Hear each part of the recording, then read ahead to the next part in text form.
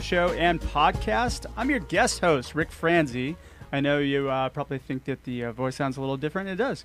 And this is podcast episode number 1110. You said Rick Franzi. I said Rick Franzi? I'm Rick Gerard.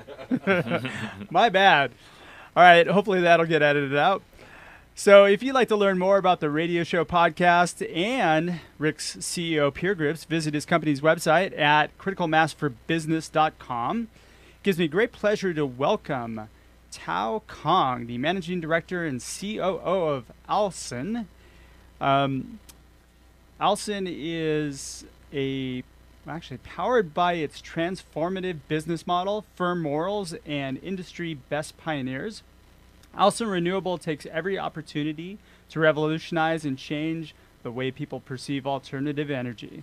Tao Kong joins us to discuss how today's politics are affecting renewable energy industry. Tao, welcome to the show. Thank you. Thank you, Rick. Yeah. So let's start with you sharing an interesting story from your professional path to today.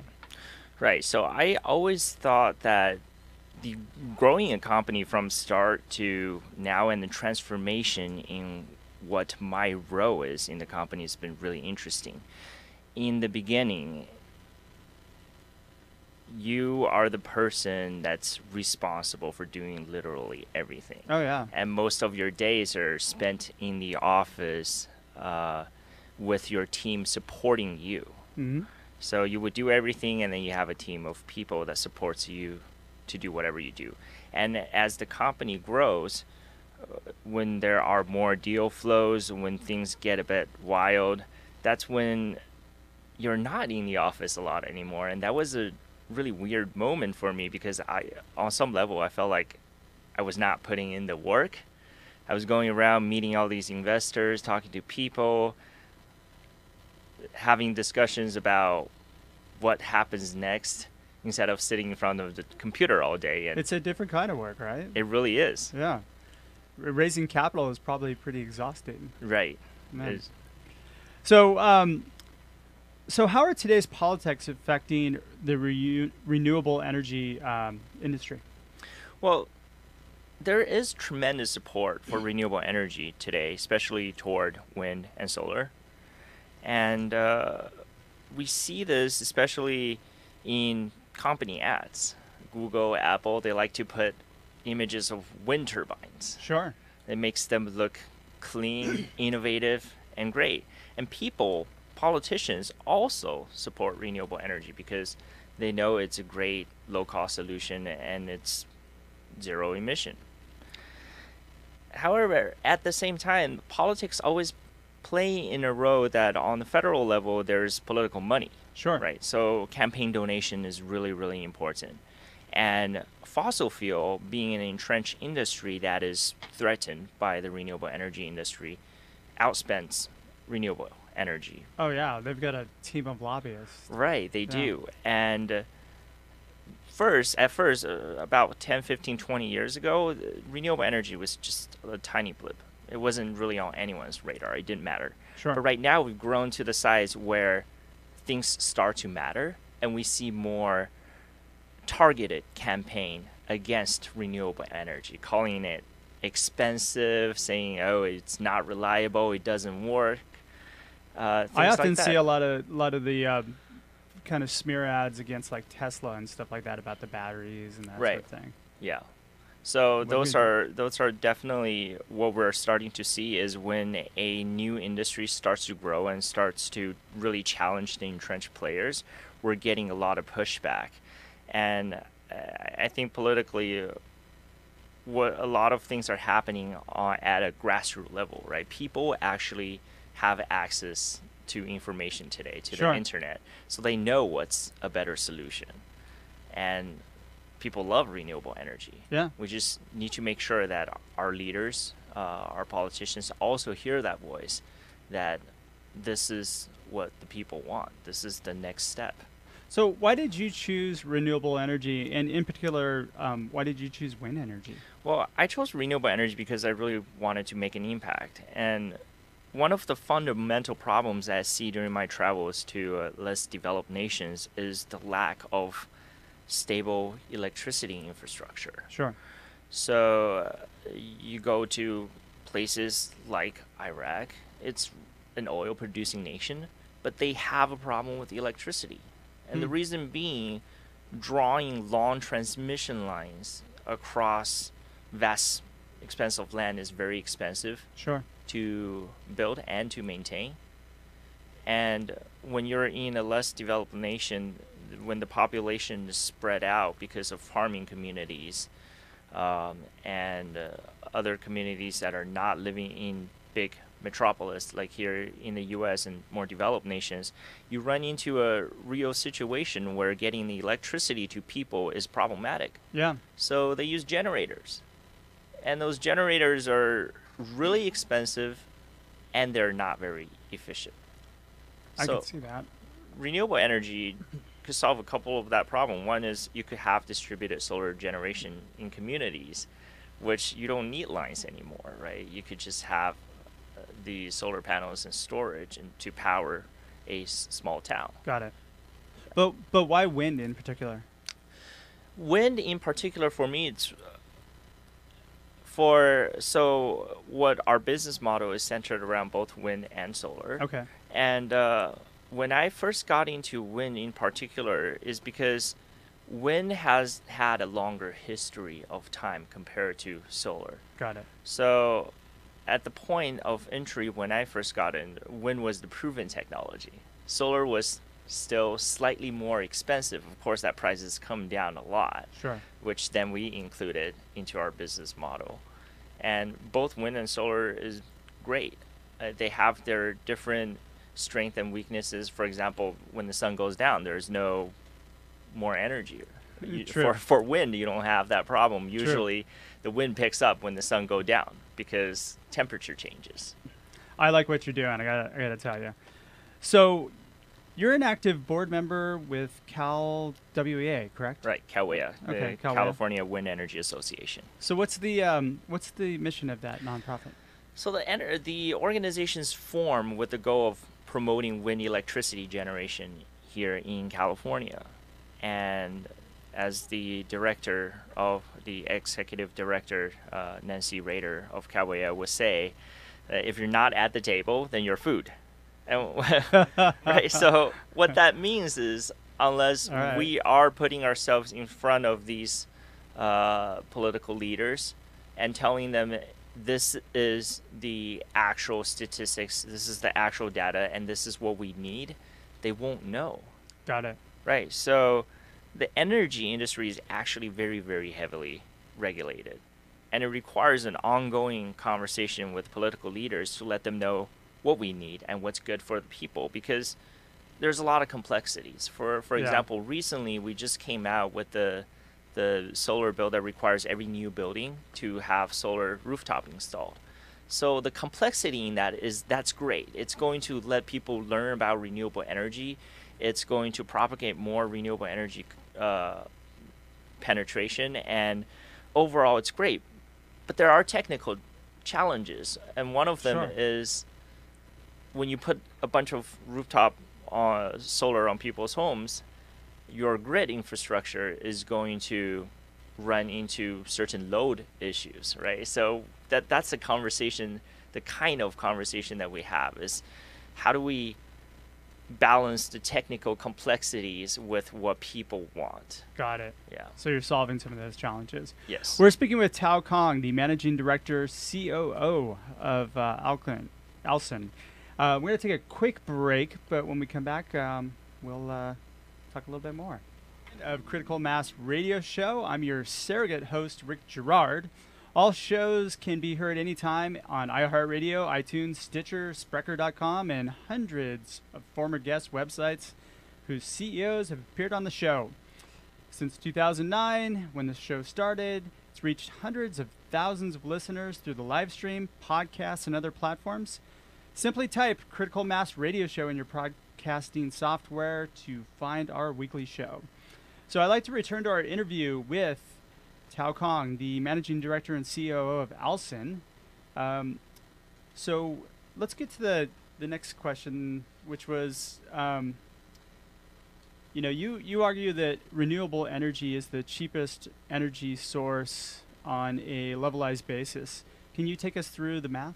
Yeah, and that's a surprise to a lot of people. When Sure. I tell people, hey, renewable energy is actually the cheapest, they always make that no way face, because the media has been portraying renewable energy as more costly, but it's a good thing to do, right? Sure. That's actually not true. So according to EIA data that was published in 2017, the Mhm. average cost for wind and solar is about $49 per megawatt. Okay.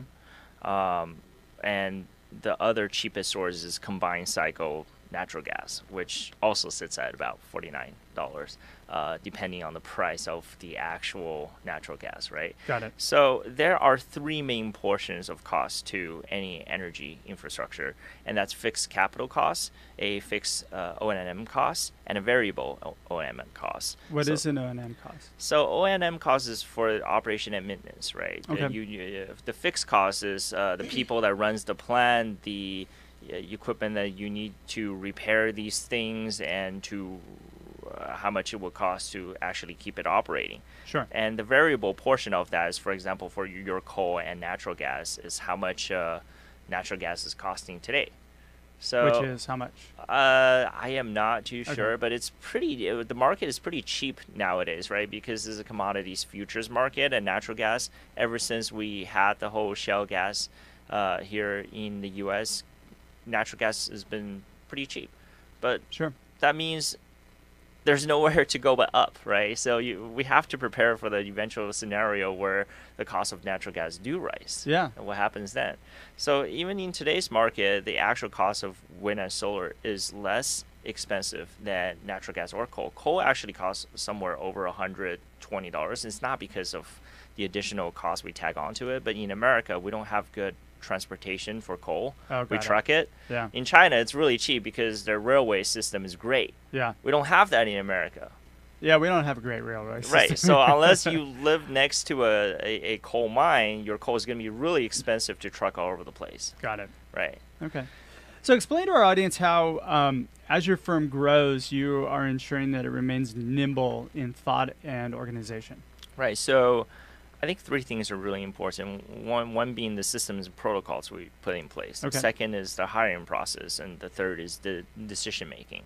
So what I mean by that is any company that wants to grow in a certain size, there needs to be systems and protocols that's put in place. People need to know exactly what their role is and what they need to be doing. And when they run into things, they have a guidebook that they could refer to. Hey, this is approximately what you should be thinking about and what kind of decisions you should probably make. Absolutely. Right. And the Okay. second one is the hiring process, right? So what I notice is no one ever gets better than their first day or first week, right? It's always, Sure. almost always when your employees come in, it's the downhill slope from there, right? So like the first day is going to be their best day, Absolutely. right? And before we didn't really have a hiring process in place. We just kept getting people that seemed pretty good and okay. And How'd that work out for you? well, not very well. Yeah. Because people are difficult. Like they could come really excited on week 1, and then by week 3 they're checked out. See, I'm going to bite my tongue here because that's what I do Uh-huh. for a living is executive search and talent acquisition. So I'll stick to Rick's script. And on your third piece? Right. And so the third piece is the decision making. So Sure. a lot of times when we start getting a lot of deal flows, I may not be able to get involved in every decision making. And the worries of employees are always, hey, if I make this decision, am I going to be held responsible? Is my job security on the line? Got it. Right? So that's what holds a lot of people back from making great, brave, and innovative decisions. Sure. So what I tell my people is, listen, if I'm the bottleneck and you can't reach me, just make the decision and I'll take responsibility for it. Encourage them to fail forward. Right. Yeah. Because I can't realistically be the bottleneck and still have everything run smoothly. If Sure. I have to make every decision, big or small, then nothing ever gets done, right? True. But people, in order for them to be able to make decision, they need to know that they're not going to lose their job over it. That's a key point. I mean, that's very, very important. Right. So author Michael Gerber says CEOs must spend their time working on their business and not just in their businesses. So can you share with our audience, what do you spend time outside of your business, and how do your leaders learn new skills? Right. So two things. Continually reading is really, really important. Sure. And what I notice is a lot of people read a lot of books, but they don't ever apply it. Sure. So they will read and they'll be like, oh, I'm done with this book. It's great. And you ask them, oh, what are the key points in the book? And they will be able to tell you. And then you observe them and they don't put it in practice. And I've always been curious, why do people do that? And for me, I'm not quite sure, because whenever I read a piece or learn new things, I try to apply it to see what happens, right? Sure. I guess the difficulty or the challenge is that you don't know if you do this new things or new habit, new behavior, what's going to happen. Sure. And that's scary. So apply what you read. That's really important. And the second one is mastermind group. I think mastermind groups are wonderful things because it brings people that are high performers from different walks of life, different age group, different fields together.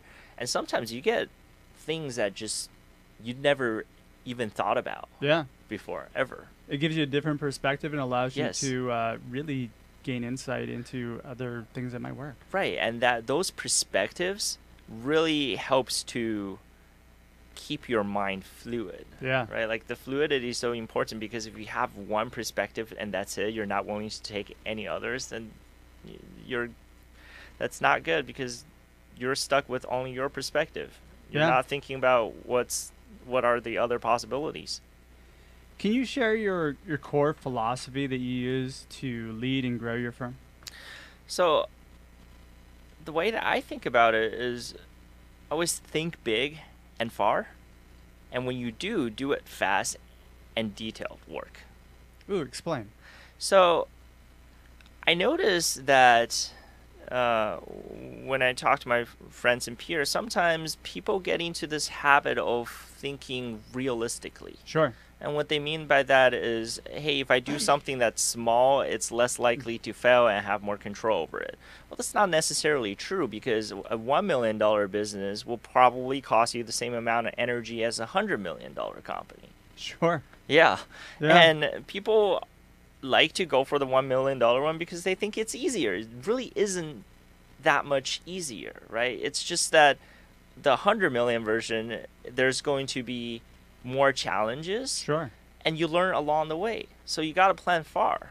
Sure. You can't be like, oh, I want to make quick money. I just want to make $1 million in 6 weeks, right?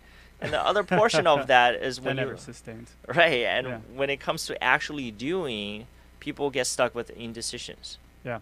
Like, don't just do it fast, but don't blindly do it. Do detailed work. Do your research first, and then make the decision, and just do something, and you will learn along the way. I love that. So we're just about out of time. How does somebody get in touch with you to learn more about Alcen? Right. So we have the company website that we have is Alcen Renewable. Can you spell it? Yes, it's ALCEN, and then Renewable, RENEW. ABLE. You got it. Yeah. .com. Yes. Okay. And well, perfect. So I encourage you guys to check out his website. Tao, thanks for being a show. I mean, thanks for being a friend of the show. Thanks for being a show. Thanks for being a friend of the show today. I really appreciate you being on. And welcome to the Critical Mass Business community. Thank you for having me. Absolutely.